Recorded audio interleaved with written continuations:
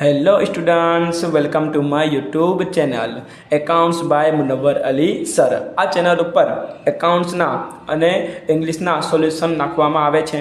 આજથી આપણે ધોરણ 11 કોમર્સના એકાઉન્ટના જે એસાઇનમેન્ટ છે વિકાસનું પ્રથમ પરીક્ષાનું એનું આપણે સોલ્યુશન કરવાનું છે।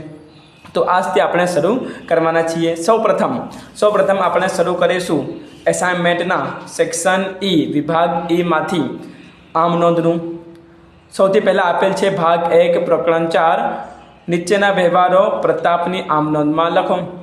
આમ નોંધ શરૂ કરતાં પહેલાં આપણને અમુક નિયમો ખબર હોવા જોઈએ, જેને આપણે કહીએ છીએ ઉધાર જમાના નિયમો। ઉધાર જમાના નિયમો સમજતા પહેલાં આપણને ખબર હોવા જોઈએ ખાતાના પ્રકારો। તો ખાતાના મુખ્ય 3 પ્રકારો છે: વ્યક્તિ ખાતા, માલ મિલકત ખાતા અને ઉપજ ખર્ચના ખાતા। આ ખાતા ઉપરથી ઉધાર જમાના નિયમો તૈયાર થાય છે। ઉધાર જમાના નિયમો તમે જોઈ શકો છો, અહીંયા લખેલું છે। ઉધાર જમાના નિયમોની અંદર વ્યક્તિ ખાતા જે છે, વ્યક્તિ ખાતા જ્યારે લેનાર હોય, જે વ્યક્તિ જ્યારે લેનાર હોય તો એને શું કરવાનું? ઉધાર કરવાનું। અને વ્યક્તિ જ્યારે આપનાર હોય તો એને શું કરવાનું? જમા કરવાનું। માલ મિલકતના ખાતા ધંધામાં જ્યારે માલ મિલકત આવે તો એને ઉધાર કરો અને માલ મિલકત જાય તો એને જમા કરો। એવી જ રીતે ઉપજ ખર્ચ ખાતાની અંદર ખર્ચ કે નુકસાન થાય તો એને ઉધાર કરો અને ઉપજ કે લાભ થાય તો એને જમા કરો। ફરીથી એકવાર, વ્યક્તિ ખાતા, માલ મિલકત ખાતા, ઉપજ ખર્ચ ખાતા। વ્યક્તિ ખાતાની અંદર વ્યક્તિ લેનાર હોય તો ઉધાર, આપનાર હોય તો જમા। માલ મિલકતની અંદર માલ મિલકત આવે તો ઉધાર, જાય તો જમા। ઉપજ ખર્ચની અંદર ખર્ચ કે નુકસાન થાય તો ઉધાર, ઉપજ કે લાભ થાય તો જમા। આ આમ નોંધના ઉધાર જમાના નિયમો છે। ઉધાર જમાના નિયમો તમને યાદ હોવા જ જોઈએ। તો આ તમને નિયમો યાદ રહેશે તો જ તમને આમ નોંધમાં ખબર પડશે। તો હાલમાં તરત જ વિડીયો પોઝ કરીને આ બધા નિયમો જોઈ લો, સમજી લો અને હાલમાં જ એને યાદ કરી લો। જો યાદ ન થાય તો એને 5 વાર 10 વાર લખીને યાદ કરો તો તમને યાદ થઈ જશે। ચાલો આપણે આગળ વધીએ દાખલા ઉપર।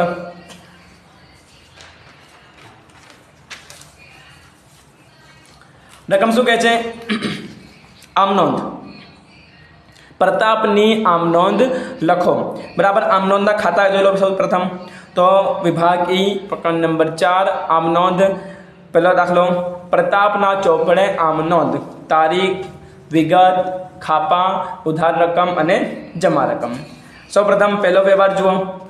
6 તારીખ 2025 એપ્રિલ 6 તારીખ ₹50,000 રોકડા, ₹10,000 માલ સ્ટોક તથા 15,000ના લેણાથી ધંધો શરૂ કર્યો। ધંધો કોણ શરૂ કરે? ધંધાનો માલિક। ધંધાનો માલિક એ વ્યક્તિ છે। ધંધાનો માલિક શું છે?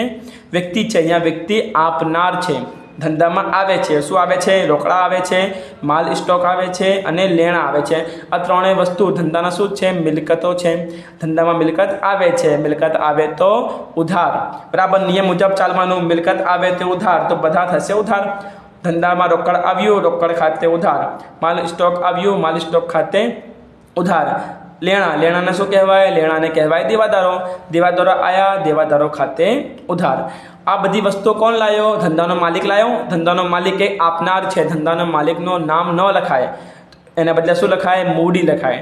તે મૂડી ખાતે 50,000, 10,000, 15,000 અને 75,000। ધંધાનો માલિક ધંધામાં લઈને આવે, ધંધો શરૂ કરે તો એને મૂડી કહેવાય અને મૂડીને જમા કરો। અને જે પણ વસ્તુ લઈને આવ્યું, આ બધા મિલકતો છે, એને ઉધાર કરો। પછી લખવાનું બાબતજેમાં લખવાનું કે રોકડા, માલ સ્ટોક, લેણા લાવી ધંધો શરૂ કર્યા તેના છેલ્લે બાબતજેના છેલ્લે તેના લગાવવું જોઈએ। બરાબર, આ થયો 6 તારીખનો। પછી જુઓ 10 તારીખ, શ્રીમતી શારદા પાસેથી ₹20,000ની 10% વ્યાજે લોન લીધી। શું લીધી? લોન। 10% વ્યાજે કોની પાસેથી? શારદા પાસેથી। આપણે જ્યારે લોન લઈએ તો આપણને રોકડા પૈસા મળે। રોકડા એ મિલકત છે। ધંધામાં રોકડ આવશે તો રોકડ ખાતે ઉધાર। શું કરવાનું?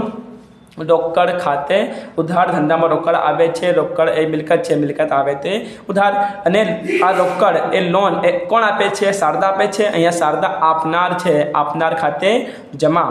બરાબર, તે શ્રીમતી શારદાની 10%ની લોન ખાતે શ્રીમતી શારદાની 10%ની લોન ખાતે જે લોન હોય જે ટકા હોય એનું નામ લખી દેવાનું 20,000 20,000 ઉધારના ખાનામાં 20,000 જમાના ખાનામાં 20,000 બાબત જે લખવાનું કે શ્રીમતી શારદા પાસેથી લોન લીધી તેના બરાબર આગળ વધીએ 15 તારીખ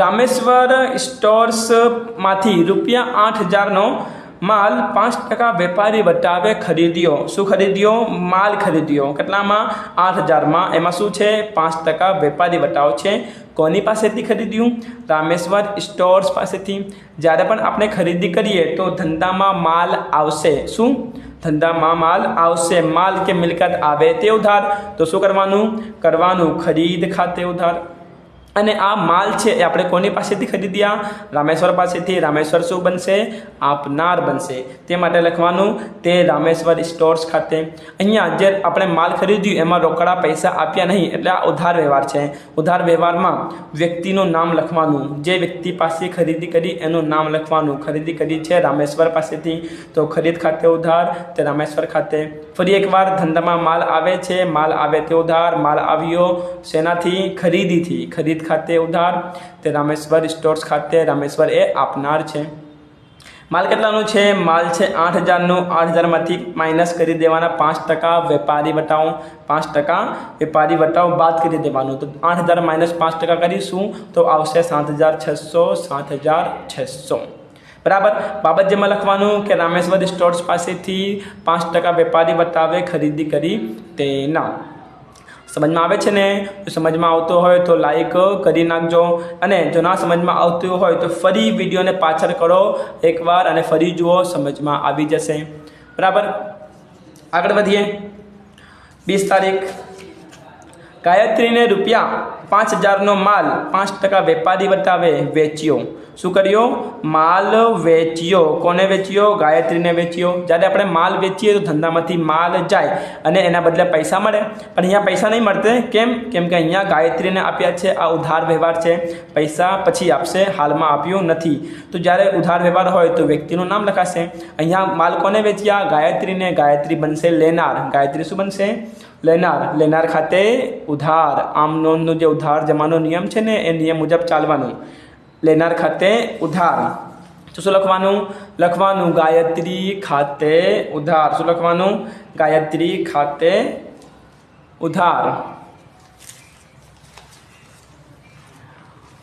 ગાયત્રી ખાતે ઉધાર અને માલ જાય છે જો માલ જાય તો જમા કરવાનું માલ જાય છે માલ શેનાથી જાય છે માલ જાય છે વેચાણથી બરાબર ગાયત્રી ખાતે ઉધાર તે વેચાણ ખાતે ઉપર માલ આવ્યો હતો તો માલ આવ્યો એટલે ખરીદ ખાતે ઉધાર અહીંયા માલ જાય છે વેચાણથી તે વેચાણ ખાતે જમા આવે તે ઉધાર જાય તે જમા બરાબર અને વ્યક્તિ ગાયત્રી એ લેનાર છે ગાયત્રી ખાતે ઉધાર બરાબર રકમમાં કેટલા લખાશે તો રકમમાં છે 5% વેપારી વટાવ તો 5,000માંથી માઇનસ 5% કરી દેવાના તો રકમ વધશે 4,750 બાબત લખવાનું કે ગાયત્રીને 5% વેપારી બતાવે માલ વેચ્યો તેના સમજી ગયા આગળ વધીએ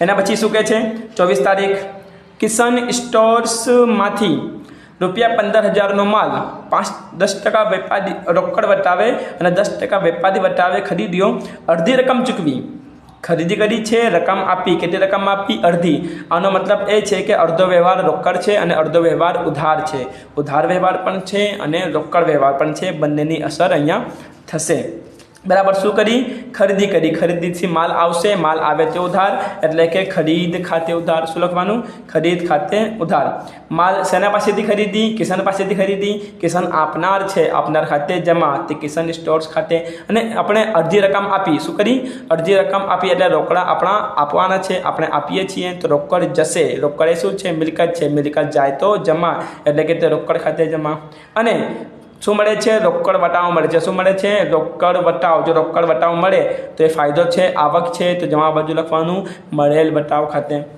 એક બીજી વાત કે બે પ્રકારનો વટાવ હોય એક હોય છે વેપારી વટાવ અને એક હોય છે રોકડ વટાવ વેપારી વટાવ માઇનસ કરવાનું પણ લખવાનું નહીં રોકડ વટાવ માઇનસ કરવાનું પણ લખવાનું, બરાબર. રોકડ વટાવની નોંધ કરવાની, વેપારી વટાવની નોંધ કરવાની નહીં. અહીંયા રોકડ વટાવની નોંધ કરી છે. ફરી એકવાર, માલ ખરીદ્યો, ખરીદ ખાતે ઉધાર, કોના પાસેથી? કિશન પાસેથી. તે કિશન સ્ટોર્સ ખાતે. અડધા નાણાં આપ્યા તે રોકડ ખાતે. રોકડ વટાવ છે તે મળેલ વટાવ ખાતે. રકમની વાત કરીએ તો રકમ કેટલી છે? રકમ છે 15,000. 15,000માંથી 10% વેપારી વટાવ કાઢી દેવાનું. 10% વેપારી વટાવ કાઢી દેવાનું તો રકમ વધશે 13,500. 13,500ના અડધા કરવાના ભાગ્યા 2 તો શું આવ્યા? 6,750 એ લખવાના કિશન સ્ટોર્સમાં. એ 6,750ના અડધા રકમ આપવાના બાકી છે અને અડધા રકમ આપણે આપીશું. જે અડધા રકમ આપ્યા ને આપણે એમાં કાપવાનું મળેલ વટાવ, એટલે કે 6,750ના કરવાના 10%. કેટલા કરવાના? 10%. તો એ કેટલા આવશે? એ આવશે 675. કેટલા આવશે? 675. એ શું છે? રોકડ વટાવ છે જે લખવાનું મળેલ વટાવમાં. અને જે બાકીની રકમ હતી 6,750 માઇનસ 675, એટલે આપણે રોકડા આપ્યા 6,075. ફરી એકવાર, ખરીદી કરી, ખરીદ ખાતે ઉધાર, વેપારી વટાવ બાદ કર્યા 13,500. કિશન પાસેથી ખરીદી, અડધા નાણાં આપવાના બાકી છે તો અડધા રકમ 6,750 અને અડધા રકમ આપ્યા તે રોકડ ખાતે, અને એમાં વટાવ પણ છે રોકડ વટાવ, તો મળેલ વટાવ ખાતે. અડધી રકમના 10% રોકડ વટાવ મૂક્યા અને બાકીની રકમ બાદબાકી કરીને અહીંયા મૂક્યા, બરાબર.